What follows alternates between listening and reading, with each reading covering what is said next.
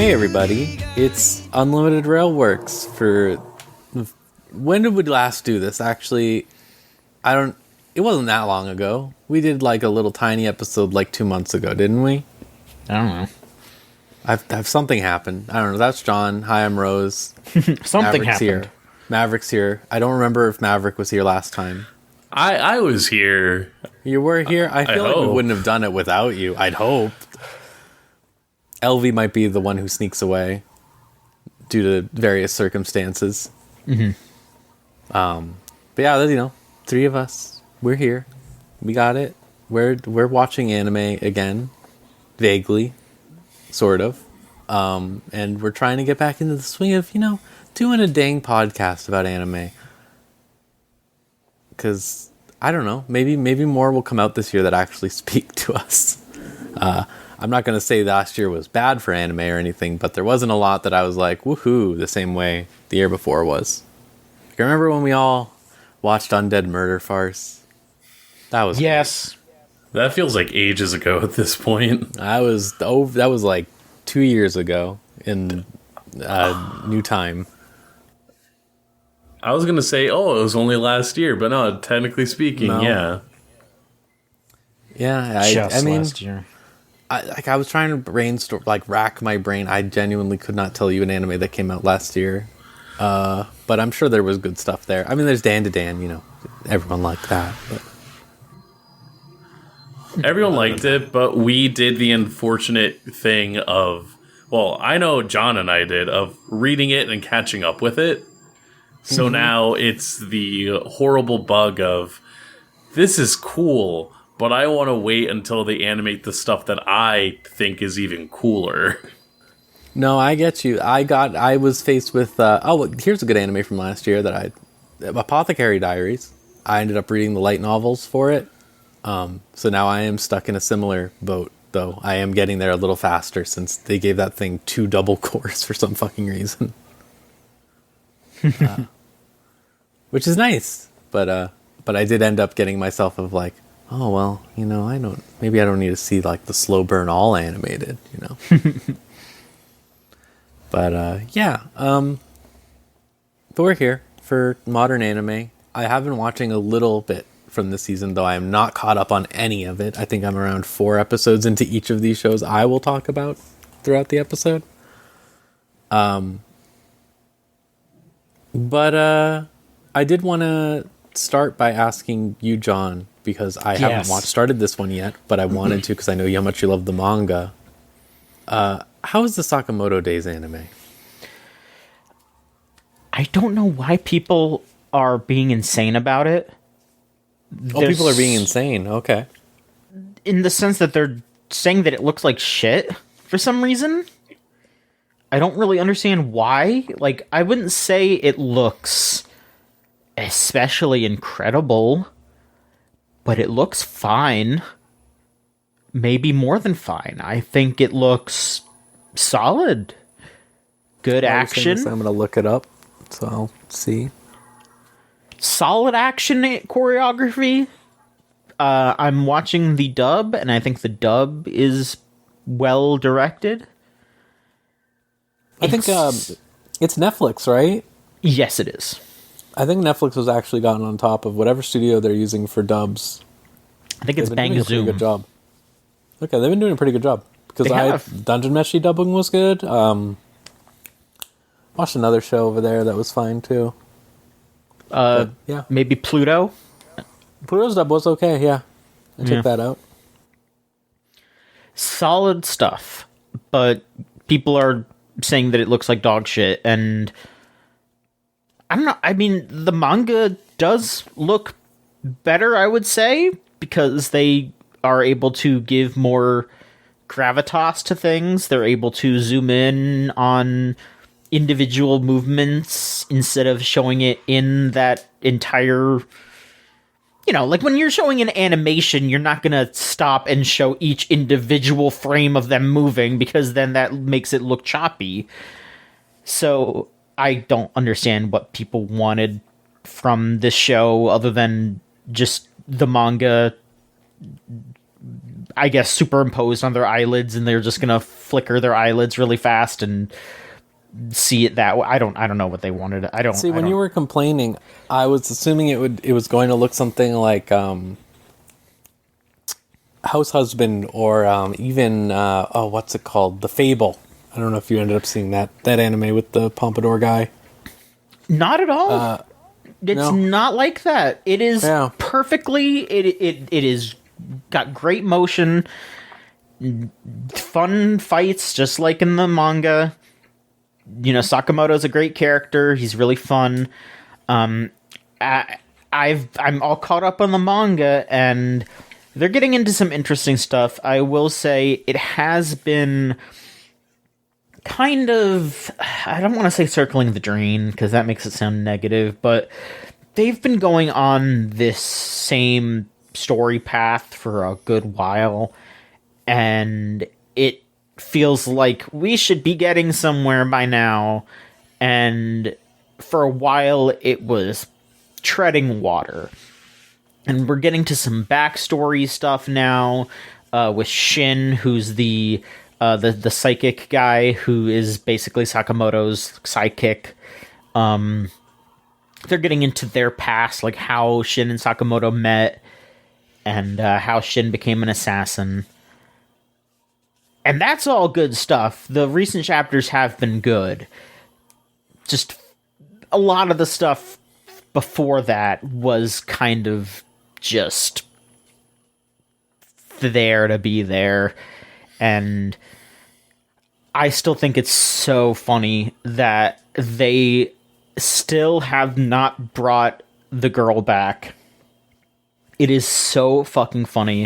And it's not that they're being misogynist, because there are plenty of women in the story. They're introducing new women, and they're doing cool stuff throughout the story, but the girl that they introduced to be, like, in the crew is just not involved whatsoever with anything, because she was never in the Assassins, like, league, so she's not involved in any of the stuff that's going on. It's really funny. I'm still enjoying it. I'm enjoying the anime. I'm enjoying the manga. It's just good, fun action with fun characters. It's not anything that's gonna completely reshape the foundation of society, but I think it's a good time. All right, I'm gonna check it out then. I'm glad that I had your sign off, because I knew how much you were loving the manga. Yes. I hadn't heard anything about this. I guess I did see like a passive undercurrent of people being like, "Oh, I wish this anime was better," and I assumed it was just the pacing and stuff. But I'm not sure what they could have done better per se. I mean, other than maybe stylizing it more, perhaps. But it's not like Sakamoto Days is especially stylized in the manga. It's just very, a lot of characters are doing very powerful things, you know, like Sakamoto's throwing something and it's like, you know, it's like you've got sonic booms and shit, and they're showing the sonic booms in the anime. I genuinely don't understand what people were expecting. Maybe if I saw more of what they were expecting, I would understand, but it seems like a perfectly good to great adaptation to me. I sometimes with the anime discourse, when it comes to like anime adaptations, you said the thing about like they want the manga to just be on their eyelids, but like sometimes it's not even just that. It's just like I feel like it's like a race to just episode one decide whether you should be mad or not. Like I know that's everything these days. Yes. I don't know, if you're a listener and you think that you have a specific reason why you think Sakamoto Days is lacking, sound off. I want to hear it, because I'm not seeing anything, but maybe I'm just not paying close enough attention or something. I don't know. It's fine to me. It's also one of those things where it's like, if you were to point to me a specific issue that would come up with Sakamoto Days, my next question would be like, okay, cool. Does this come up in other shows? Why is this a consistent issue that comes up right now that, yes, you can see in this show, but then is also present in other shows? Why maybe all of the quality has suffered a bit in recent years? Yeah, that would be fair, but I don't think that Sakamoto Days is suffering that much compared to a lot of other things you see. No, for sure. My more so thing is, like, if there's any, like, ire, yes. I kind of feel like there's no one show right now that is, like, free of that. Yeah. Especially with stuff that does, clear a level of benchmark. Mm-hmm. I know we don't have all the... it's still working through, but I saw that Japan is working on specifically anime industry-focused contractor laws. That's good. Recently, which is specifically trying to solve the thing of... I guess, like, the major thing that's been happening recently is just a lot of people who just... a lot of studios are just, like, not paying out ever. So they're just trying to basically get people locked in a work-death cycle where they're, like, working, and be like, oh, you'll be paid in 3 to 6 months, and then just hoping they forget. Oh, yeah. So, like, a lot of voice actors, apparently, it's a big problem.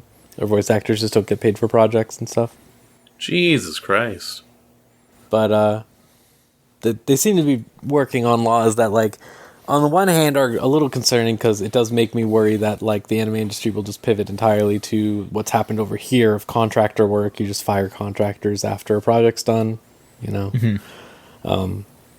But at the same time, creating a paper trail for these companies is really important because it's like there's a lot of money in the anime industry, and where is it going? Because it's not going to workers, and it's seemingly not even going to, like, anywhere inside the company necessarily. But yeah, it's interesting. I'm interested to see where it goes. I don't know if smarter people have taken a look at the actual, like, ins and outs. I know Japanese law is crazy with a bunch of stuff because you have to prefecture based and everything. But yeah, it'll be interesting to see what this looks like because I feel like they did reach a point where you can only make so many jokes about haha Mappa is mistreating their workers before it's like, okay, but, like, really? Yeah. I found out like a month or like a couple of weeks ago that Mappa put out a thing that was basically a music video of, like, for, like, tourism in Saga Prefecture. And that has been the newest thing that they have done with Franshushu because, like, the city in question, like, commissioned it, I think. They were like, hey, we're, located in the place that, like, they actively do tourist appeal. Can we get this music video together? And it's like, it's fun. It's, a music video of just, hey, look at all the cool stuff here. But it's like, oh my god, dude. It drives me insane how... 4 years to make a movie. 4 years to make a movie. I don't believe the movie's even gotten made. It's still, like, an idea. Yeah. It's still the April Fool's poster, is my belief. Yeah, I'm glad they have fucking at least something happening, hopefully, to fix this. I know the real problem is just there's no production managers anywhere, right, that are good at their job. So, but all right. I'm gonna add that to the list now, though, because I did want to check it out after you liked the manga, John. So. Sure, yeah. I mean, I wouldn't be... It wouldn't be a horrible concept to just read the manga, but... Yeah, but, reading is... I'm already doing so much reading in all my visual novels and JRPGs. Yeah. It's a muscle you need to actively preserve right now. No. But she is. It's fine. Yeah, I'm reading. It's just maybe there should be less reading Gachigan. I'll just go through this one real quick. I watched 2 isekai shows. I'll talk about one later because it fits. But they're fine. They're fine ones. The first one was From Bureaucrat to Villainous. This is the one where the 55-year-old man or whatever becomes a villainous in a game. A lot of dad jokes style stuff, which I think they are genuinely nailing pretty well. Like, I think they really captured. It's like the good version of Uncle from Another World almost, to a degree of its the light-sided version. It's the light-sided version because he's a good guy. He has a family. I really like it. His family apparently becomes more important later. Apparently they start commentating on his playthrough of the game, as it were. Okay. Sort of, which sounds fun to me. But his family's all nerds because he's a nerd, kind of. He's a nerdy bureaucrat, middle-aged man. So it's just he has these this cute nerd wife and daughter who are talking about stuff. But it's just good jokes, fun, nice old man stuff. I love my old man stuff, so it's just fun seeing the way that they interact with it. He's kind of treating it they show him as a disembodied version of himself, basically behind the villainous that he is all the time. And he's kind of treating it it's I think one of the titles that they use for this is the villainous is my daughter or whatever almost. So he kind of treats it like he's just playing as someone's daughter or whatever. Okay. So he's just being very respectful and doing all this stuff. I really like that it is running into the other villainous show, the original one, Claire one that me and Elvie watched, where every character is just falling in love with the main character. But it's just even funnier because it's just he's just no, I'm just trying to be helpful. I'm just doing my damn job. I am Pep. How's it going? He's doing he taught them all how to use abacuses and stuff, and they're this will completely change the trade economy. This is insane. And I just think it's trite, but I think there's soul, there's heart in it. I really like that the ending theme is the old man doing a 80s meme dance in a gold disco outfit with the villainous. I have issue with that because I think the original goes a lot harder. The original meme, yeah. Yeah. I agree. I found out what it was and I was all right. Yeah, shout out Matsuken Samba. Because that's what it is. It's I think it's not even if I remember correctly, it is just this famous drama actor who did a lot of historical shows. Yeah, super serious samurai guy.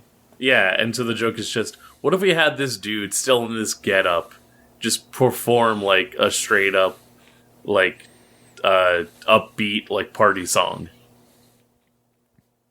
And it's one of the modern classic touchstones of Japanese culture. It's pretty good. If you look it up, it's pretty funny. It's pretty good. It's not that this one is bad. I do like the video for it. Again, I'm just partial about the original. No, I get you. Has a lot of weight to it. Yeah, musical weight too. When the new remix is we're doing EDM style. Yeah, sure. And it's kind of that is me being the music snob about it. No, but you're right. I do agree. Turning it into almost Annie song territory, right? It just loses something to a degree compared to a little bit, yeah. Some other stuff goes hard on their musical inspirations. I was gonna say a perfect example of a similar vibe is your boy Kong Ming, where both the opening doing a really good send up while still being a bit more up to date in a way. But then the ending is just Kibun Jojo, and that is still a lot of fun to listen to. We were showing. We were showing my girlfriend who hadn't seen Kong Ming when I had some girlfriends visiting, and I was just like, so fucking good. It's so fucking good.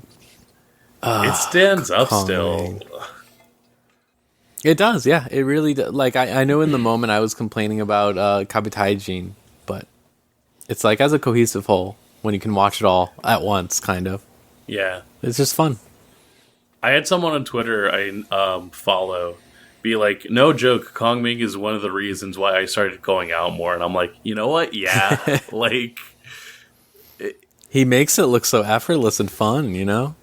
It's a show about nightlife, and when you're in a place that has a good nightlife scene, you're like, oh, right.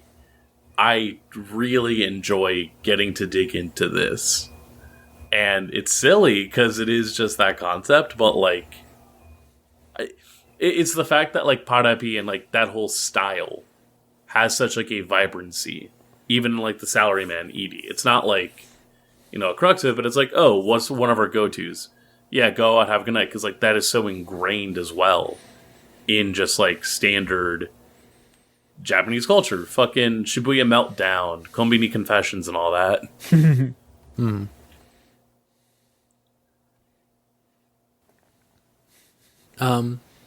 Yeah, it's a fun little anime. I genuinely, if you can stomach the isekai format, it's barely even isekai, you know, it's this weird new fake genre that's based on games that don't even exist. I keep thinking about that every time there's a villainous show. It's just, there is no villainous. That's not a real thing. That doesn't exist. What are you talking about? Maybe there's just a million untranslated Otome games or something that all have this villainous with twin tails, but they all seem to be based off of the Fate Stay Night one, so... That sounds right. I feel like that is a whole, like, bucket of Vita games somewhere out there. Probably, right? That's what I have to assume. Yeah. But at the same time... the other isekai ones talk about RPGs that don't even exist also. Like, they're functioned after, like, you know, all those RPGs where you do this, and it's like, you're not even describing Dragon Quest. Like, you're describing, like, a fake game. It's like 1 foot into D&D, but then, like, not sure how to pivot. Well, you watched it, Maverick, the Sword Show, right? Yeah, Sword Show is a perfect example. Like, I enjoyed the Sword Show, but the Sword Show, that's not how games work. It'd be cool if that's how games work, but that's not how games work. No, it has a fun idea, at least, and I think that does a lot to cushion a lot of the logic of it. But yeah. Like... but it's like, where's the game where you get the title that lets you do this or whatever? Like, what I play so many JRPGs, and it's like none of them. Where was the villainous? The famous sword, the legendary blade that lets you do just everything you want to do. Yeah, it's like, yeah, okay. I like it. Don't get me wrong. Again, like you say, the logic behind it all is like. I mean, just the concept, rather, is fun enough, and, like, then everyone likes the idea of titles. It's just, I'm like, man, the more I watch these, the more I'm like, these are all just iterative of each other. They're not actually iterative of a fucking game. Ooh, that's why. Yeah. With that, I would love to go into one of the things that I got to check out. Yeah, go for it. So, as we were talking off pod, 2024 was just a weird year for me to actually engage with stuff. Partially because I was busy a lot, but also just like I kind of just spent a lot of time subconsciously like trying to actively do stuff, which meant that watching stuff or playing stuff took a big backseat, which still is kind of the case, but I'm like slowly getting back into, and at times combining that. One of those cases was for this past month, the first 2 weeks of February. My local cultural center, Japan Society, in good old uptown New York. They were doing a series, of film screenings of movies from Nobuhiko Obayashi's period of filming in the 80s. So Obayashi, probably most well known for the movie House back in 1977, has a whole career that has spanned like literally a majority of his life up to the point where 2019 was his last movie before ultimately passing away in 2020. And the Society has done so many showings and screenings of his, like it seems like they formed a really good like relationship there. This screening was focusing solely on the, like I said before, the movies that he did in the 80s, which included what he would make as like this Onomichi trilogy. So like these series of movies that were filmed like directly in his hometown of Onomichi in Hiroshima. And then also some selected works that came out of his time working with Kadokawa.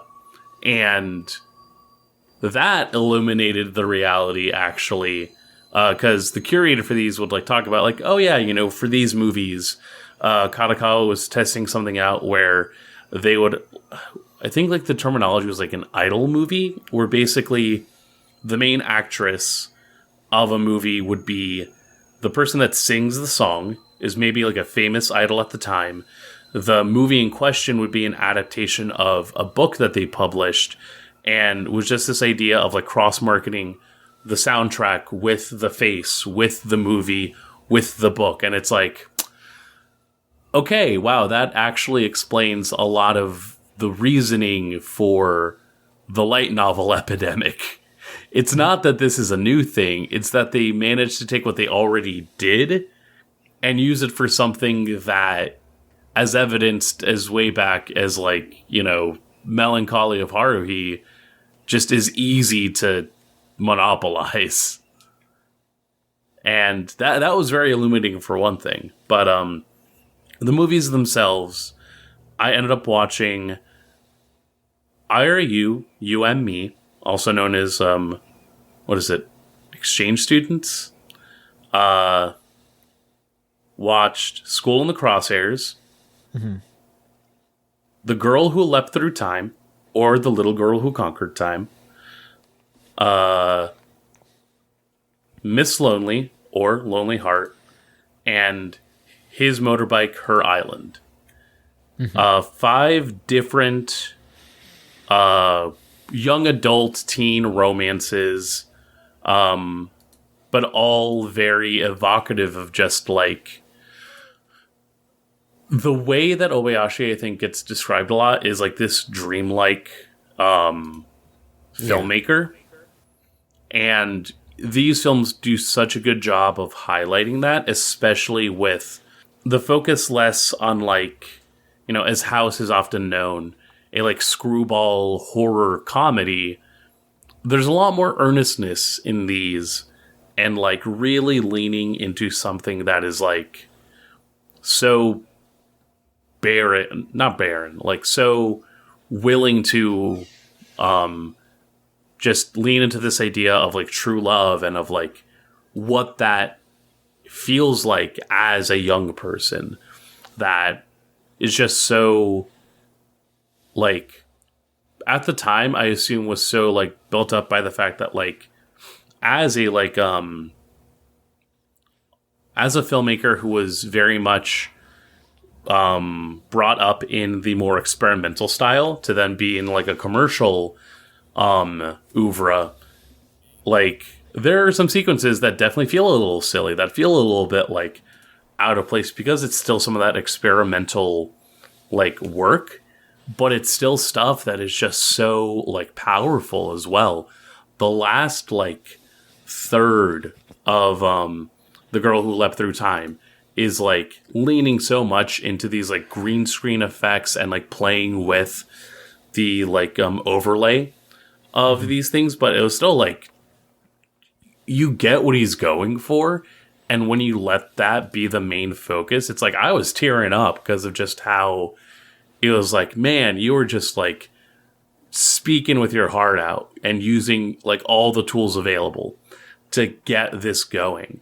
And it was incredible to see somebody so like in tune with what it means to use like film as a medium for just releasing these ideas, where it's just like, yeah, these are all live action films, but it's so seeped with like things I could imagine happening through animation. If you told me Masaki Yuasa is like a diehard Obayashi fan, I would not be surprised.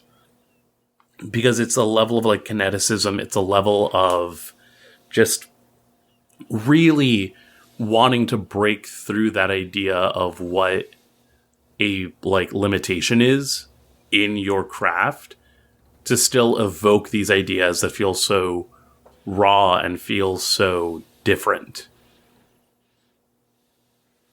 I did not know that there was an Obayashi version of, or like adaptation of this, and I feel silly for not knowing, because I had seen the 2007, 6 something animated adaptation of Girl Who Leapt Through Time. But this which is great. Actually a sequel.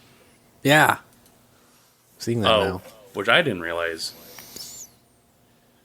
I didn't either. I saw that years ago. And Exchange Students is also one where it's like, if you've seen Your Name, that's cribbing a lot from that. But it's also something where it's like, it's a lot slower. It's a lot more intimate with its premise. And it's worried much less about the cause of it. It's more just, yeah, what if these two kids switched bodies and had to just deal with whatever was happening in their lives, but now in this whole other situation? I think you watched it too recently, Maverick. I think, maybe. Did you watch After Hours recently? Yes, I did, actually. Okay. So that was a movie, I had seen it years ago, but we watched it like almost like a week before you did, I think. Just by chance. And I think that's like another example of like, just you really get to see these movies where they're just trying to really push through the medium when like I know it's a completely different way of doing it, but it's just really interesting to me how it's like, not that people aren't doing it today, but I think it feels like in the 80s, especially in the 80s and 70s, late 70s, it was like almost the mainstream was allowed to have a lot of this stuff in a way that's really interesting to go back to and teaches you that like, hey, no, look, people have always been trying to do crazy things, but also in a way of like, damn, you used to be able to just put together a damn movie. Yeah, it's why I'm sitting on these like episodes of Aim for the Ace that I want to get into, because it's like the little that I've seen of Tazaki has just been so like captivating already. And this is somebody that was already doing this shit in like the 70s and really pushing those barriers. But it like, I bring it back to the discussion of like contemporary scenes, because again, it's not like that isn't happening. I think about that one like artist that I see constantly that I forget the name of, but who makes these animations that are just so like erratic and like sped up and just like so like bursting with color, but still like so evocative. And I think like recently was able to do a project for like a Miku music video using that same style. And like, I mean, fuck, recently Ace Attorney went with the collaboration with Sato. Oh yeah. Not to get too much into that, but it's like these artists that are definitely like pushing their own boundaries and like evoking a very particular style, still managing to get a lot of like acclaim for it. But in the contemporary scene, you don't see that as often. It leans back to that idea of like we were talking about, these isekai anime that don't even have an original, like, branching medium to draw inspiration from. They're just kind of cycling through shows already. It's that thing that, like, I think Miyazaki was, like, bemoaning about how, you have anime fans that are only becoming interested in prior anime and only building that interest. And as loath as I am to give the man any credit, that does feel more and more consistent. And, like, I think that was definitely something that helped to get me primed to get back into this, of just like, okay, I'm filling my vocabulary a little bit more with other things, because actually this still connects with this one thing that I know I still have, like, a fondness for. It's just a matter of, like, how do I reinterpret that fondness and that interest? Yeah, I think everyone says that, like, you see it in the game space too, right? Of just, like, people being like, hey, it's great if you love video game, but make sure that, like, not only are you exploring any, like, non-AAA space and, like, not the biggest names and stuff, but also, like, watch a movie, read a book, like, get this, go outside even, which is, I imagine, impossible for most AAA devs, but, like, go outside and, like, learn about something so that you can bolster that base in what you love and what you want to make.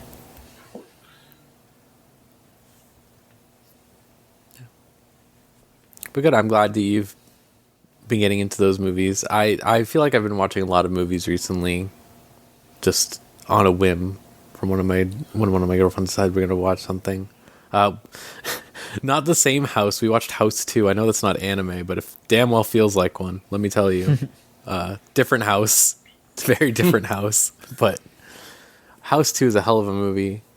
And then, like, yeah, again, definitely not anime here, but at the same time, it's like, this is stuff where there's, like, zero chance, like, Obayashi's work hasn't immediately impacted, what people do in the anime space.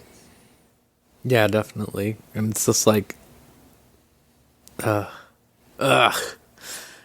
do want, I wonder what is the cause of it. Like, I've been throwing this back and forth. I think a lot of people blame light novels, for, the push of, like, this is light novels. These are supposed to be like, your airport murder mystery thing, and then all of a sudden it's like the main thrust of the industry, weirdly. But I don't even think it's the light novel's fault. I really think it's the anime studios. I think it's the anime studios treating their talent poorly, cycling through people who are just really want to get into the space, aren't allowed to learn what they want to do in the space, just being forced into a bunch of things, and then just being like, well, if we can keep this up, we can just print money. It's, oh, regulating bodies of Japan, please. Please. Something positive, I beg of you. If you get UFO table for tax fraud, you can do anything. Go sneak into the UFO table studios and delete their filters. Maybe do that too. I did actually, the thing in this before I want to hear about John's manga, but I've been watching Ave Mujika, Bandori, Girls Band Party. Yeah. The sequel to Maigo with Trixie. And I am very impressed by how I thought Maigo was a very well directed and choreographed series.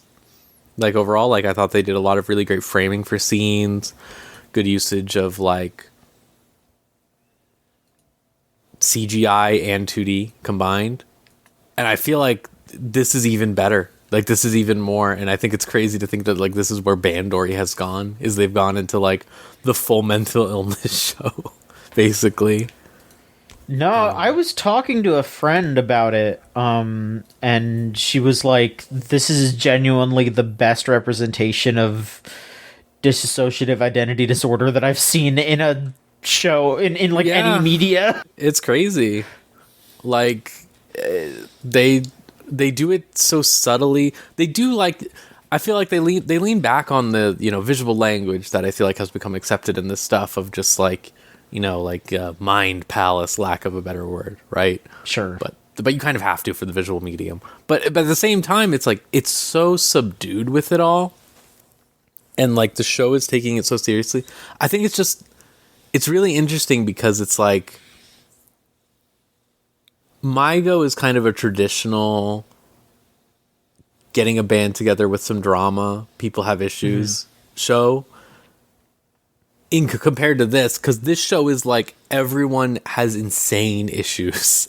And it's like, where is it going? Because you have the dissociative identity disorder girl that they focus on a lot, which is actually really interesting because I think she was a character who was in the periphery of Maigo the entire time, and they didn't really explore her.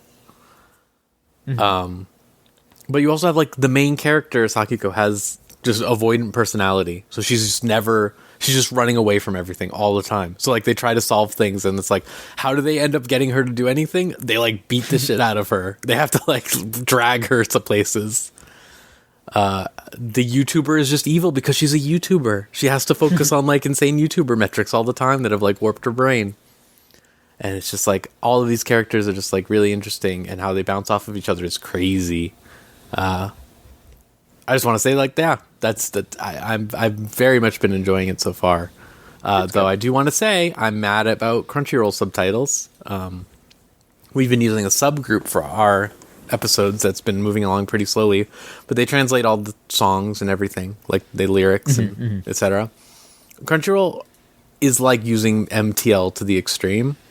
To the point where the recent episode, they referred to Soyo, a character, as Shoko, which is what happens when you put Soyorin, or whatever, her nickname, into Google Translate. It literally just pumps out Shoko, so they just did that, and they just didn't care. And it's happened a few times in episodes. They do this insane thing where they don't have multiple layers of subs, so they just will start translating a song at random, just completely at random, not consistently, but they'll start doing it. But people are talking during some of the songs that are playing, so they'll just be like sentence subtitle, but then randomly like the song subtitles in the same place. Oh, that's so sloppy. It's really bad. So I just want to say, like, it's really disappointing to see that they did that, because I feel like they have like a million marketing arms for this show. So it's just like, cool, you can like have infinite marketing and ads in Shibuya Station and banner ads on Crunchyroll and all the stuff, and you can't pay a translator a livable wage to do this? Okay. Yeah. But yeah, I remember you watched Maigo, right, Mav? I did, yeah. Yeah, I think Avimuchiko's kind of more of the same. It's a little crazy, but... Okay. Again, my big thing is, like, I had come to really appreciate the Maigo brand of just horrible freaks that... Yeah. For it to end with, by the way, we are now focusing on a whole new person. On the Nepo baby. The Nepo baby that I could care less about, even if you showed me her alcoholic father, where... It again, like, my whole thing is like, this is the show where everyone eats a parfait and goes to the reasonably funded like music like bar and never gets asked to like do anything to like not play there. What do you mean alcoholism exists here? Yeah, I had trepidation as well, but I think they've handled everything really well so far. Like, I think one of the biggest things is it's treated as a sequel to Maigo. It's not just like, hey, here, we're going to a different band now. Like, all of the Maigo people are there in every single episode. Like, Anon is in every single episode for a considerable amount of time. And, okay. Like, I would say the middle crux of the show, I haven't gotten there yet, but I have enough oomph. I fucking see the posts, you know? That I know that, like, they have, like, Tamori do a lot in the middle part so far. So... It's like, it isn't in a vacuum of like, now to the dark world. It's more of like, here's an extension of this. Here's an explanation of like how these events came from like a different perspective, and also like how can it change based on the fact that Maigo has sort of gone through their arc a little bit, so they can sort of like react to seeing some of their same bad patterns in other people. But yeah, it's been pretty fun so far. I'm hoping they don't fumble it somehow. I feel like the big thing I've seen is people saying that they haven't focused on like half the band so far, because it's been very Sakiko and Mutsumi focused so far. But I believe the new episode that is coming this week is focused entirely on Umiri, who is Taki's friend, who has not done like anything and has barely said anything, but she seems to be aura farming now. So, yeah, I'm so far I'm pretty positive on it. Though I will say I wish they had more music in these shows. Not that I'm like a huge fan of the Bandori style of music specifically. It's more about the characters, but it is weird to have a music show where I think like the first 4 episodes they did like 2 songs. But I guess Maigo was the same way, kind of. I'm just saying, like, if you're telling me Ave Mujika played Budokan, I do not expect to see one song. Here we are at the Budokan with one song. Like there was this one concert they do. This is the only spoiler I'll say, because I'm trying not to get too far into it in case people see it. But there's this one where Mutsumi like breaks down in like episode 3, I think. She just like has a breakdown and just like completely dissociates for like 10 minutes on stage. And it's just like, I was just thinking, like, afterwards they were like, oh my god, the promoters loved it. They want you to do it at the next show. It was perfect. And all I could think was like, how sick is the fucking Bandori world, where it's like, go to a concert, they start playing one song, the guitarist dissociates for 10 minutes on stage, concert's over, and everyone's like, that was the best concert I've been to. Like, that's sick. Is that because they just live in a girls band party paradise? That they just like, they're like, wait a minute, there's something wrong with this one. I don't know.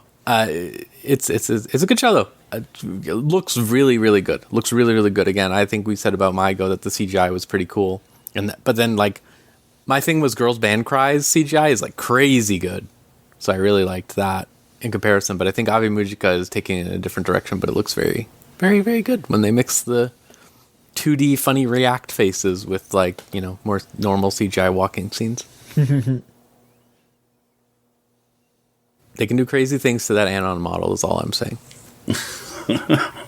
I think about your fucking post about Anon fat load. No, it was that's all. It was just saying that she looked like she busted a nut or whatever, because she envisioned a world where she could be the focus of the band by hiding the lead singer behind her. That's what happened in the show. That was her face. I don't know what to say. No. You're not wrong. It's just that's all I can. God, did somebody throw hands with Anon? That's what she deserves. Not yet, as far as I've seen. I mean, she's always hanging out with Soyo, so that, as we know from the end of Maigo, that's basically just having hands thrown at you all the time. Right. But no, she's mainly just. I think she's been the one throwing hands. Honestly, there was yeah.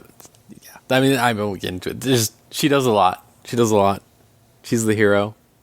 I'm kind of scared of where they're going with the show, but I'm sure it will be fine for her sake. I mean, not like the show as a whole. I'm just like, oh god, if you bring the Oomphies back to the band where they're like, oh, this was our special band, like, But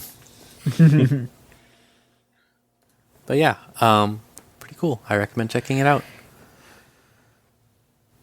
But maybe, again, like I said, subgroups. Use subgroups. There's a great subgroup out there that's doing fantastic work. Color-coded everything, you know. Actually good translations. I think, okay, to give you an example real quick, this is my final thing. Give you an example of how bad the translation was. In the first episode, Uika says to Sakiko, like, oh, you know, like, I'll always believe in you, don't worry. And she tries to say like something like, oh, you'll believe in anything, as a joke back to her or whatever. So she says that in like the fan group translation or whatever they translate it, like in a way that's understandable, as like, oh, you're the type that would believe in anything, and like you'd fall for like a magic crystal scam or something.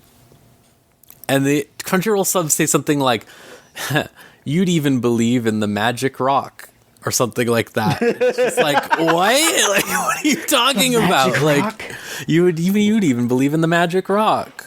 Like, well-known scam, the magic rock.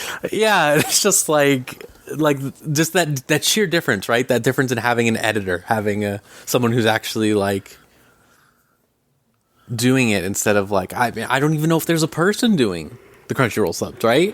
Like, straight up, I don't even know. I don't know if there's an actual person or if it's just an intern plugging in MTL stuff. Yeah. Yeah. But so yeah, check it out on subgroups if you can. They're going pretty slow, but it's definitely worth it, because I think the difference is night and day. The difference is night and day, and having access to those lyrics for the songs is a big difference too.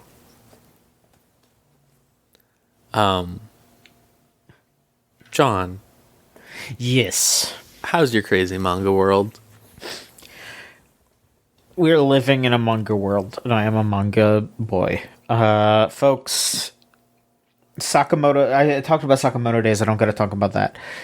Chainsaw Man, God, I need to not talk about reactions to things. I need to not talk about Twitter. I shouldn't even be on there anymore, but, you know. Not until everyone moves over, I guess. Yeah, let's Group figure it out. DMs, Blue Sky, please get and that locked done accounts. now. And locked accounts. Money on the table that you were just not taking. Anyway. It's true. It's true. So I won't be talking about how people are insane about Chainsaw Man. I will say we've known for quite some time. It has been known. It has been etched into the slate underneath us. It's positing some interesting stuff for sure. It's some challenging stuff, I would say, about Denji's relationship to any kind of affection whatsoever, and the continued struggle between Yoru and Asa, and how they're like, I suppose their consciousness is melding together, and the strife that causes, in that, you know, Yoru is kind of using Asa's true desires of potentially having a relationship with Denji, actually having feelings for him, and twisting that for her own means, while also sort of playing into probably what Asa wants at the same time. Like, it's very interesting to see, you know, the mental, the puzzles that are kind of going on underneath the surface, and Denji stuck in the middle of it, and seeing how he reacts to all of it. I'm very interested to see what goes down in the coming weeks. I think we're on like a short break though, so I think it's like another week until we find out what's going on with our friends Asa and Denji, our buddies from Chainsaw Man. Bocchi Season 2 got announced, so just gonna throw it out there that I think everyone should read the manga if you like the show. Same person I was having a conversation with about Ave Mujica also talked about Bocchi, because she didn't like it. She felt that the show was kind of, just to make the conversation shorter here, that it was a show that was sort of coddling Bocchi in a way where it was not just being understanding of someone with anxiety. It was excusing someone for using that anxiety to be a hindrance to others. Not in a, like, obviously, if you have a mental illness, there is going to be setbacks that other people should be understanding of, but she felt that the show kind of went too far in making excuses for Bocchi being kind of going a bit too far at times. And I understood that complaint, but I was just like, they address that like right after they start going in on. They really start to challenge Bocchi, and I think the more recent chapters where she meets another artist who has very similar anxiety problems, and the whole thing is Bocchi realizing, if I'm like, the way that she's acting is hindering her work. If I'm doing that too, I'm hindering my own work too. So it's her understanding that she needs to get out there by also helping someone else in the same situation that she is in. And I think that's very cool. But that's not something that you get until, I mean, that's probably not going to be until season 3. And so it was a little crazy that they were seemingly not going to even do a season 2, even though it kind of became one of the biggest shows around. But I'm glad they're doing another season. I am interested to see how people react to the new stuff. Cause yeah, it's our girls are growing up. They're in college now in the manga, so I want to see how it goes. I want to see how the anime goes. I know we're so close to drunk Bocchi. Oh no. I don't know if we need that. I kind of do. Do the voice. Something about voice made it so much more. I don't know. It's just like, yes, the path of darkness. Come on. I kind of want to see a beast. Don't we love it when the beast is unleashed? Classic media moment of the beast is raining fire upon the town. I saw some people who were saying about the director, right? Changing for season 2, but did you see the podcast he did or the interview he did, John? Yes, they pretty explicitly were talking about how they were not planning on doing a season 2. Like I said, they were, that this was something that came together more recently than you would expect, and I'm not as worried after that. I'm not worried either because he was also saying in it that like the director was specifically the one who was stopping them from doing a season 2 for a while, where he just kept saying like he didn't think it needed one, he thought it was self-contained, blah blah blah. I think him saying specifically that basically the entire rest of the staff that worked on Bocchi season 1 is still there, right, and that it's a director for I think like a fourth of the episodes or something. Something at like least that. did like 3 and 11, I think. Yeah, okay. But yeah, so like it's fine. It's gonna be great. It's fine. I think people need to stop having auteur brain, because what really matters is the group of people. Like when people talk about like, oh, can you believe this? The Silent Hill guy made whatever. I mean, Slitterhead's fine, but you know, it's just like cool. But like, he didn't make Silent Hill in a vacuum alone. He made it with a bunch of people. Same thing here. But it's like, yeah. I mean, look at how, I don't know, there's countless examples. I don't need to get into it. You know, anime. They make a lot of bad It's Team Silent. Yep, exactly, yeah. See, and it's Team Bocchi. Team Bocchi. I mean, that's the thing, though. It's like people crying about, like, oh, they don't have the darkness. It's like, bro, you could tell me his name right now. Yeah.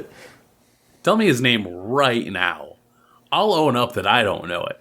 But that's because I am awful about reading up about staff, which I know I need to be better about. It's tough. And also so much of it is obfuscated for the international audience, right? Like, it's like you can find that information on like official merchandise in Japan, like if you get a Japan Blu-ray set, but sometimes it's just hidden away. Yeah. I'll be curious to see what they end up doing for Bocchi going forward. Like, I wonder would they just do a season 3 immediately? Do they do OVAs now, since it feels like the gloves are off, so to say? Be interesting to see. The spin-off that I have not heard any positive things. Oh, the Hiroi manga? Yeah. You haven't heard positive things about it? I've only heard ambivalent, like, yep. I like it. You like it? Okay. Yeah, I'd go so far as to say that I would enjoy if they animated it. Yeah, so I wonder if they do that. I didn't know. All my Bocchi people are like, oh, it's fine, I guess. I kind of dig it. I don't know. I like seeing... They do a good job of showing some events from alternate points of view, and I think I do like Sick Hack a little bit more as like a group, but I might just be able to... They're older, so I might be able to relate to them better. Yeah, I was going to say they are adults, so... Yeah. I mean, technically, I think at the point that the manga is at, technically some of the girls in Soko Band are now, but they're newly adult. They're still getting their sea legs in that aspect, so... But, that is a very valid and interesting aspect of life to have in fiction, and I'm interested in that. Like, I still very much enjoy the Bocchi the Rock manga, but I like seeing Hiroi and crew going on wacky adventures. I don't know. If there's one thing I've learned from the Trail series of video games, it's that switching to a new character perspective in the same world is goated. It is. It's goated. The Pink Chevalier Tori Bocchi. Yeah, whenever Bocchi appears and they go, my god, that's Bocchi, the Rock. Yeah. That's the Rock. That's the wall, brother. That's the wall, brother. That's the that's what happens when she gets to like the rival band, and she's just like, no, Nijika, that's the wall, brother. God, no, I'll put up another $5 million bounty for this rock band. God. I wouldn't be surprised, because again, like, so much of the allure of Bocchi was like, oh, this is going much further than, like, these are, like, a group of friends doing a rock band. Mm-hmm. And, like, I don't know, I wouldn't be surprised if it was just, oh, we thought this was going to fizzle out. We did not anticipate the level of, like, success that, was to be made out of this kind of a show. And out of, like, these characters specifically. Like, I wouldn't be surprised if, like, the compilation movie was a way to be like, okay, are you sure? Like, oh, we're sure. Like, really? You're into this. You want to do this. Okay. It's going to be a little different, but I mean, let's lean into it. Let's try and get in there. Which I applaud at least the level of restraint shown by, like, the crew. If it was like, yeah, we dug it, but maybe let's do something else. Do you want to keep talking about your... Real quick. I'll just want to shout out that they officially announced when the Yu-Gi-Oh! Anime stuff is going to start. I'm a little worried because they made it sound like... Yeah, the Chronicles stuff. I'm a little worried because they made it sound like it was going to be maybe one episode things for each story. They already have some stuff for the Sky Strikers. They did something cool where because it was Master Duel's 3rd anniversary, they always do little, like, story mode things where they go over the backstories of some of the cards, and they put a Sky Striker one in, and they actually had clips from the anime in there. It was not voiced or anything, it was just animated. And it does look really nice, don't get me wrong, but I am a little worried about how, if it's even going to be voiced at all, and how long it'll be, and how it'll present all the stuff that goes on, because it's not like it's super deep, but I would just like to see them be characters. I would like to see the monsters have interactions, and I don't want it to just be boom, boom, boom, boom. I want it to... I want to see them as characters. That seems like what they're kind of trying to do, but they're not doing it all the way, and I want them to do that. They don't... They need to just let them exist and interact and not have it not just be in the backgrounds of cards. Because people love these designs. You know, Elvie wrote in a few things that we can talk to. I'll say with this.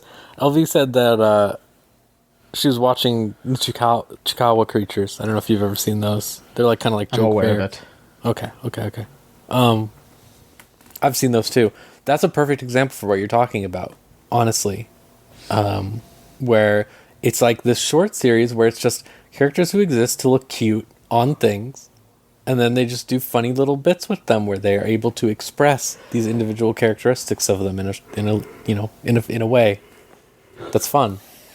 Mm-hmm. And that by having a bunch of these episodes or whatever, then they could just, have a lot of weird, funny character moments and stuff like that. And then, like,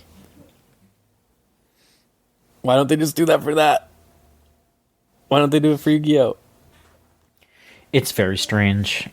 There's so many stories that they could go over, and I think it would be smart to just be like, oh, hey, we're going to do a whole season of World Legacy, a whole season of Dual Terminal, and they're probably not going to do that. Like, people are flipping as shit right now because they're finally doing alternative art. And they just had an art of the main character of the most recent storyline, Diabell Star, in like a kind of like basically what she would be wearing on the red carpet, and that gives her a lot of personality. It makes it feel like, oh, she's kind of existing outside of the story, maybe, or I don't know what else. And then they also have a new alternate art for Lady Labyrinth, where it shows that all her butlers and maids were seemingly created from statues when she was younger.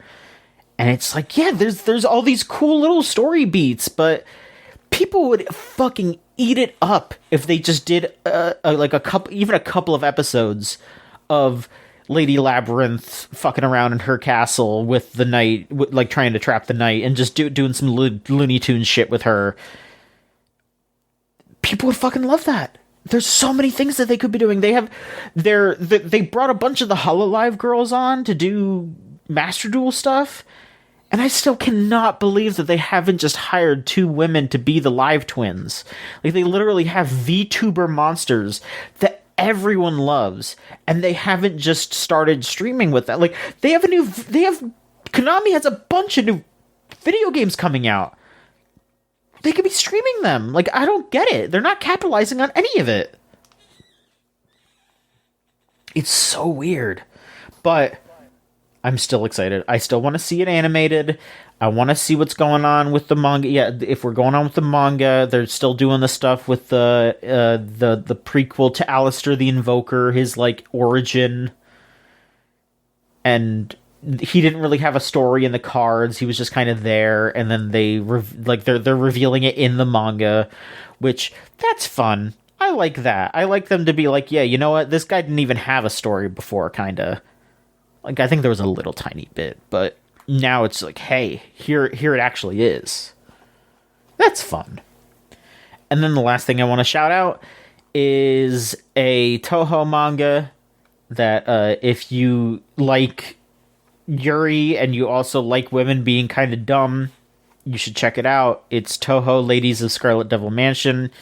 It's just Mei Ling and Sakuya being dumbasses. And yeah, I don't know if Rose, how do you feel about Mei Ling x Sakuya? I think it's pretty great. I think it's pretty swell. You should read that manga because you will like it. Okay. I downloaded a mod for Lethal Company that puts the Scarlet Devil Mansion in. It's been pretty fun. That's pretty good. Shit. That's pretty good. It is pretty good. They made, there's this enemy called the Butler, and they just changed it to Sakia, and she just walks around sweeping. Do we want to read what Elvie said real quick? Yeah, here. So, yeah, again, Elvie was supposed to be on, but she's been going through it, as we all know. The vibe of. But yeah, so we can always count on her. She's still checking out Dr. Stone. Says that the first episode was pretty bad. They wasted their whole time doing a poker game to bet on who gets to lead their trip to space because whatever. Okay. They want not only to bring capitalism back, but gambling with new money if that they made. Allegedly, it's the final season of Dr. Stone. I do not believe them. I agree with her usage of allegedly here. I feel like they're going to make a fucking spin-off. I feel like this is one of those shows that you find out years later it's still going, which is how I feel right now. Zenshu, we talked a little bit about this before the show. Isekai aspect is still odd, but may legit tap into her Fushigi Yugi nostalgia if it goes the way that she hopes it does. The magical girl drawing desk sequence. Let's fucking go. Ironic Mappa made this, is what she said. I agree. It is a show kind of about like animation working and stuff like that. But I found it really odd. I was telling these two before the show that it's a show that like sells itself as being about a girl investigating romance or whatever for a rom-com that she has to work on, and then it turns into an isekai like 10 minutes in. Very mysterious, very odd. Elvie also has been watching what people call fucking house anime or whatever, where she just does insane diagnoses the way House has insane diagnoses, right? It's called the Meku MD. She really likes it. Says she won't spoil anything, but so far she diagnosed that a guy got killed by a dinosaur. And that kind of sold me on that show. I'm not going to lie. Because I don't even know what the fuck that could possibly be. I assumed it was just going to be like her going like, oh my god, it's encephalitis or something. Hopefully Elvie will be back next time because I always love her insane dives into anime that I will never watch probably.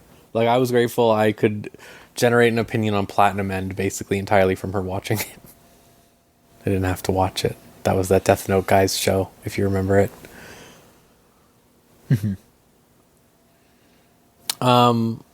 Maverick, you just barreled through this one, I believe. I did, yeah.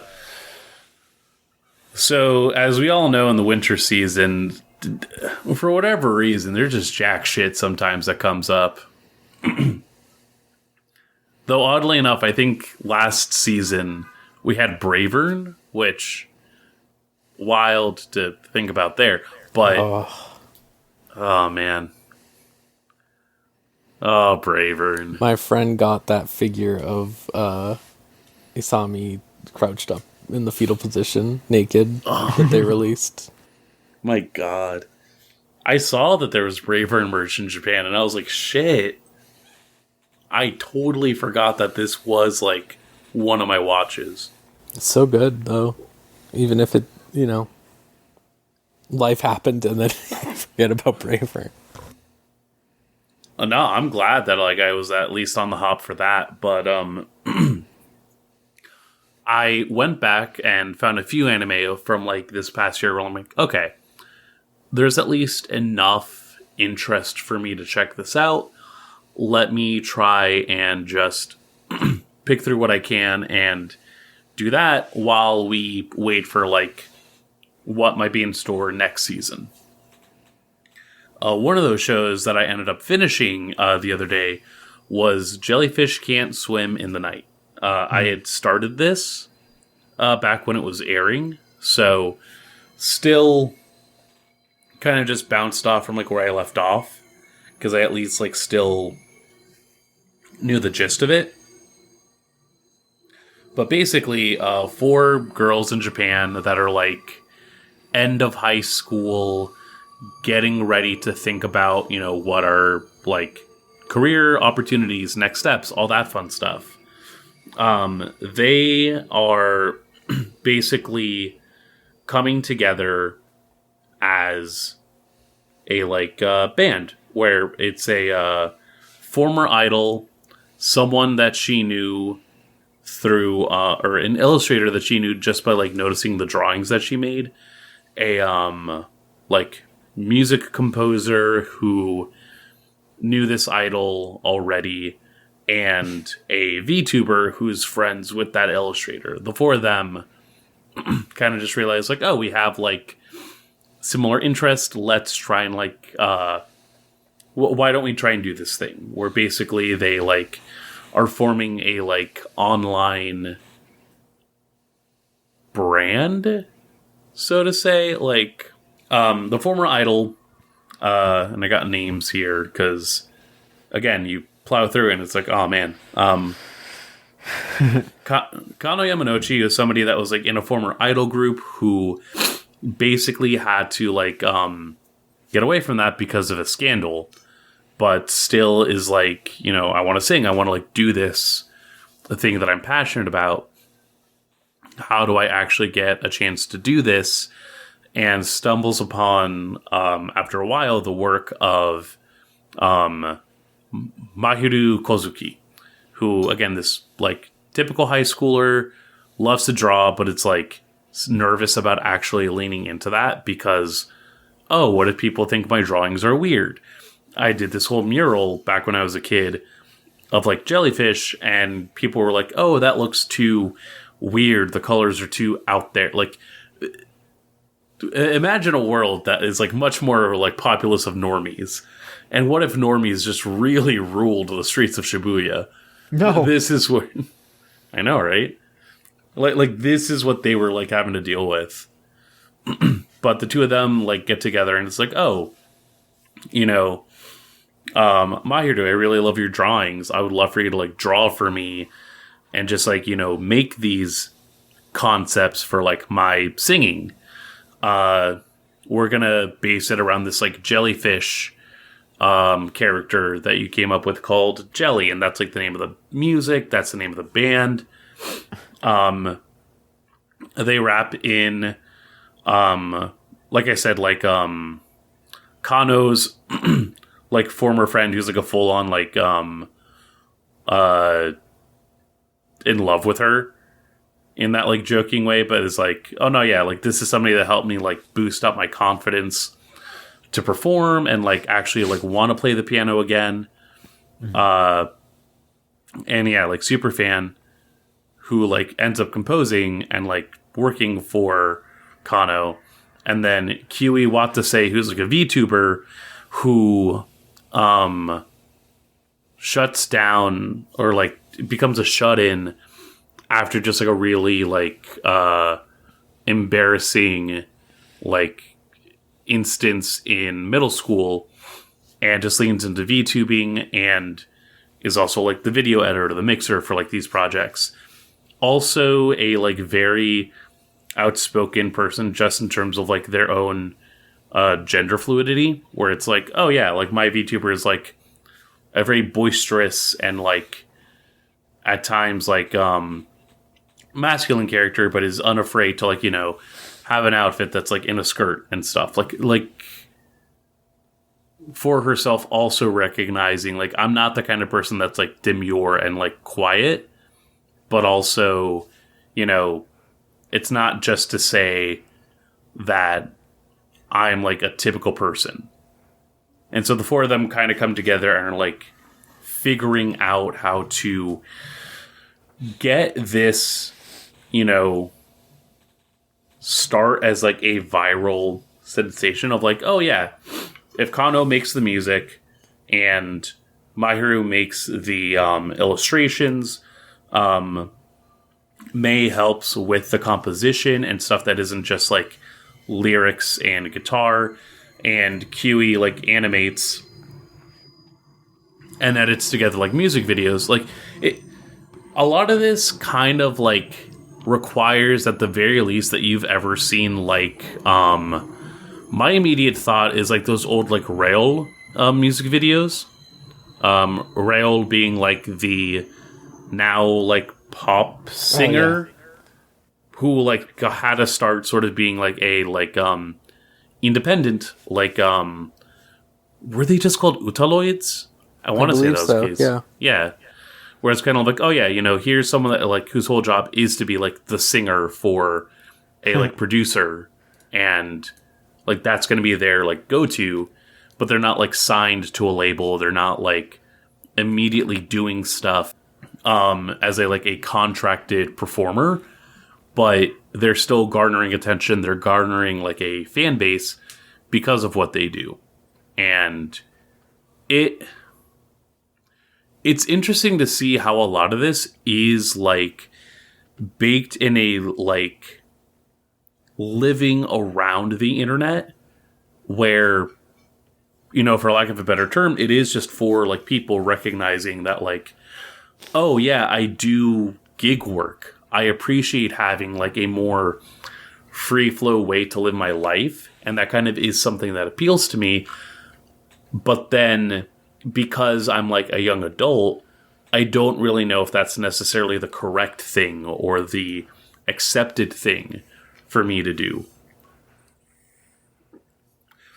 And the like latter half of the show actually kind of like delves into this like idea of, man, these are things that I'm supposed to be proud of, but I kind of am at odds with myself for putting time into what I want to do. Like Mahiru is so like very outspoken where it's like, I kind of hate myself. And part of it is that I hate my drawings. I cannot separate myself from my art, but I also want to get better at my art so that maybe I can like myself a little more.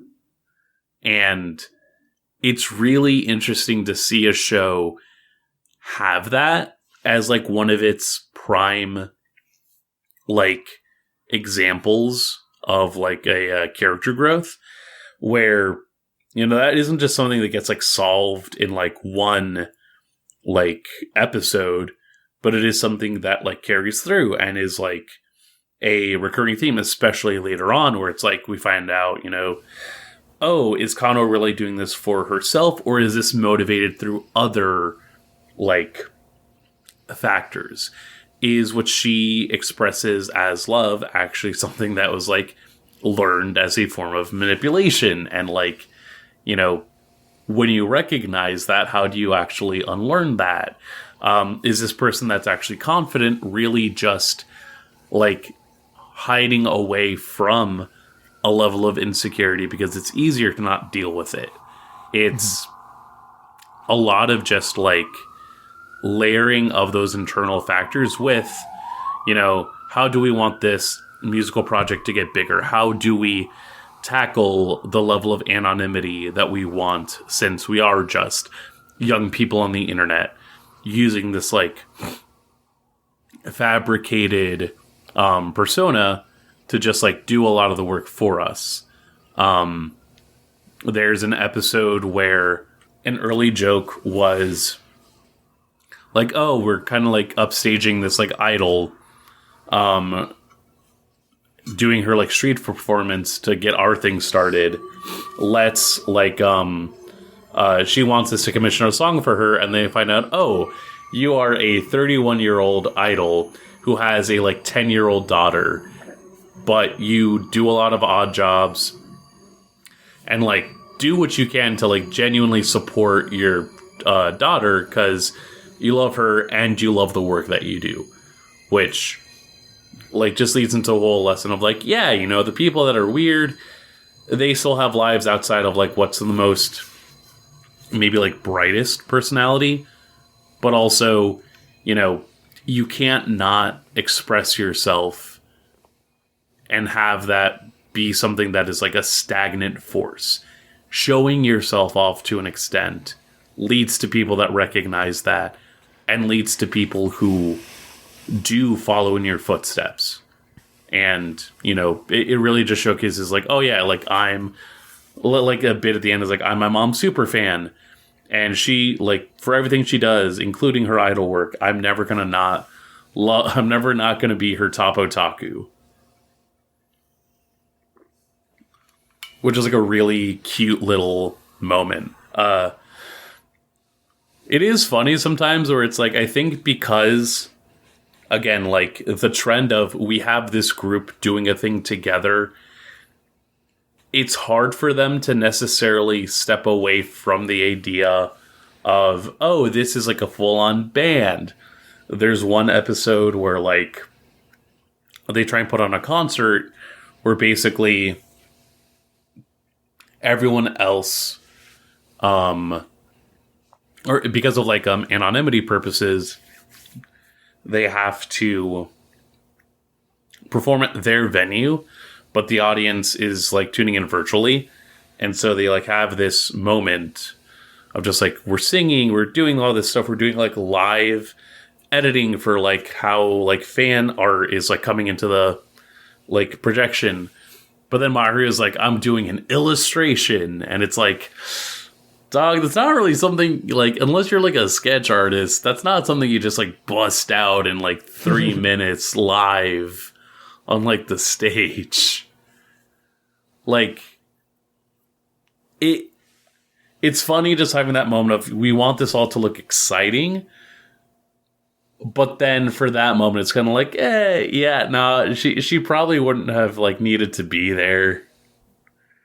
Like, she would have just been in the back, like, putting together, like, I don't know, a thumbnail or something. Or, like, just, again, it's those moments which, that's the only one I can think of as, like, an immediate standout, where it's just, like, you kind of wished this was more of, like, a we're playing in the band moment. But, hey, everything else, at least, does feel seeped in, like, a level of, like, knowing or like understanding each of these different like cases, or like, yeah, why would a like VTuber be in this group? Oh, because like already like they would have a level of video editing knowledge and like awareness of how to do like social media, since that is like their job. I think it's really interesting that this was Dogakobo's last show before their acquisition. Because I think it's... I only watched a little bit of it, but I think most people generally liked it. But I wonder what Dogakobo will be able to make like this going forward under Katakawa, because it's like... We talk a lot about original anime all the time, and it's hit or missing, but like when they're able to hit like this, it is really interesting and like reflective of like modern ideas, escaping from what we were talking about earlier, right? Of just cyclical, reactive, iterative anime series. So I hope they'll be able to make something like this in the future going forward, because I think they definitely have the talent for it. Yeah, it was really fun, and I think, like, it, again, like, it really, for as ironic as it was that it was the studio's last work before being, like, bought out, hearing that it was, like, the 50th year, like, commemoration. That's crazy. I didn't even know that until I was reading about it when you were, exactly, when you were talking about it. But it makes sense, because so much of the show is leaning into sort of like the spirit of like, not full on DIY, but I mean, it's like, yeah, no, if you're young and you have like a passion and a craft already that is going to lead you towards the unconventional, that is going to lead you into needing to be more outside of the norm to thrive and to ultimately accept what it is that you do. Like, it's not a full-on, like, oh, let your freak flag fly scenario, but it is like, yeah, no, these kids, like, you know, some of them are going to drop out. Some of them are not going to, like, continue to college. Others are going to take the risk to maybe, like, pursue art school or continue like in their crafts that they know they're talented in, but the growth that they have now comes from having something that is outside of just the one career path. It really leans into that idea of like multifacetedness, and when you take a step out of your immediate comfort zone, like that's how you start to really build your net and build the people that you choose to associate with, which was really cool. And again, didn't anticipate that. I just thought it was like really well done. Like there are these moments where like they lean into a bit more of like a it's one part in the end where like they have this like get together, but it's like doing these like cutaways of just like, okay, cool, this person's coming in and we're just going to cut to like the next scene. It just like felt like someone going through like a film reel. And that was interesting to see like characterized in animation. There's like a couple bits where they do like the Uemezu like girl like shocked reaction as like an homage, which is kind of funny. I'm trying to remember the exact one, but it's like I know that it came up in like one of the OVAs that like Uemezu did at the time, of just like that girl that's like looking so like horrified. They use that face a couple of times for like one bit. I think another interesting angle about that show is just how it's like, I think anime has been slightly better about this, but broadly speaking, I'm always so fascinated by like cultural lag in media, where it's like, an easy one is like payphones and stuff like that, continuing to be around in like movies in the 2000s when they were already gone for most places. But like you run into that with like the way like that like people view like how you make a living, how you do jobs and stuff like that. What it's actually like to meaningfully try to exist in society in the modern era. And I think that show, based on what you say anyways, feels like it does a good job of like properly conveying an amount of it in a way that feels like relatable and understandable. I thought Mayonaka Punch last year was also one that sort of understood YouTubers to a degree.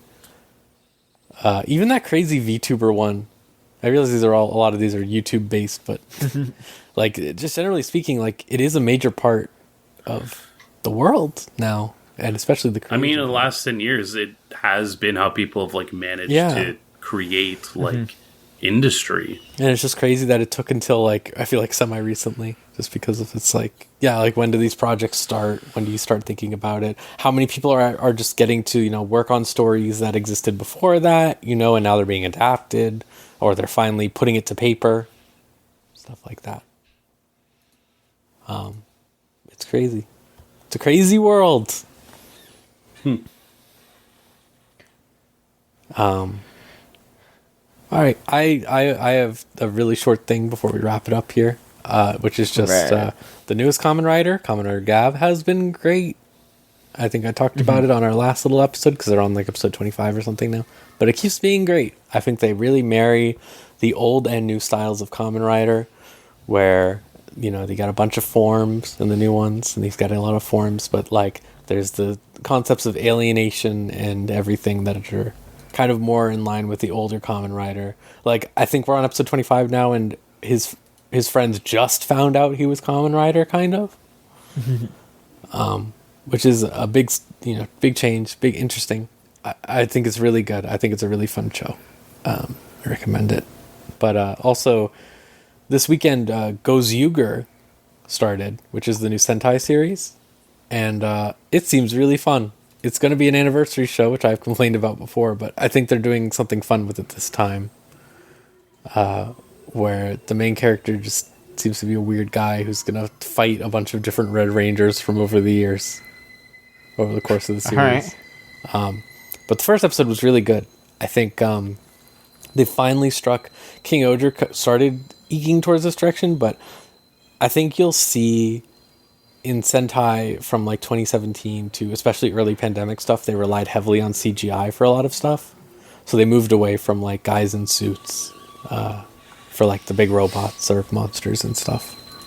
And they did a lot of really bad CGI things that looked bad.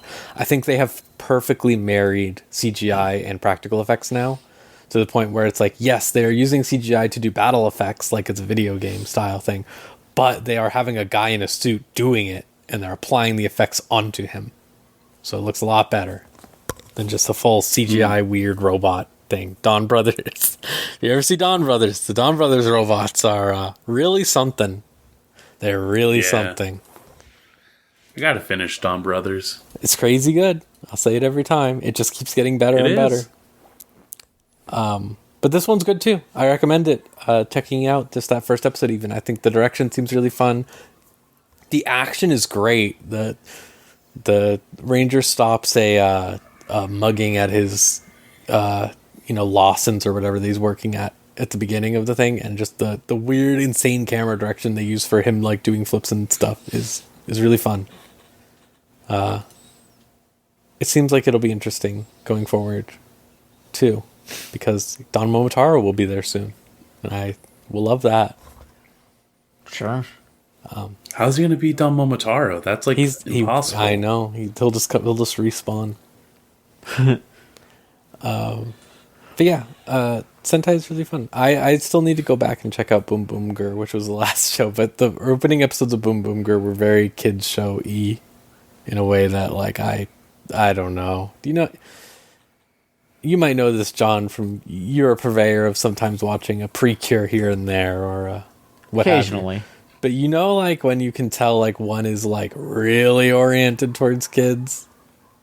Sure. Yes. Yeah, that's what happened with Boom Boom Gur for me, at least. It was just like opening up, and it's like, wow, you really have a lot of the talking mascot suits. Okay.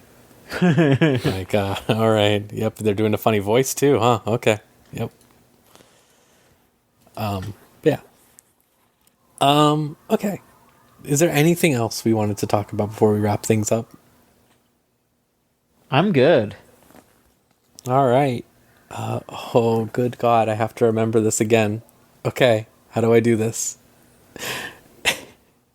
Hey, if you want to send in questions, we don't really have questions this time, but that's because we kind of haven't been doing the podcast much, build up discussion and all that. But if you have questions, it's what, gamesline.tumblr.com/ask. Is that correct? I think so. And then if you want to get episodes of this show early, I'd swear we're going to do it more often now. I think it should be easier for us to manage to find the time and do everything. But that'll be if you want to, donate to Patreon. Is it $3, $2, $3? $3. $3. This episode podcast 1 week early. And whatever else we decide to do going forward, that's patreon.com/Gamesline? Question mark? Okay. Yes. Oh, it's been so long. It has been. But it's good. No, I really had fun. I'm glad we could talk again. I was like, yes, finally. I'm gonna cram some fucking anime. Let me tell you, I'm gonna cram some anime before next time so that I have a little more of a thing. I wish I need to do what Mav just did for Jellyfish. I need to just like watch all of Negative Positive Angler in a day or something. All right, I hope everyone out there has a good day, night, week, month, year, so on and so forth, and see you next time on an episode of Unlimited Real Works.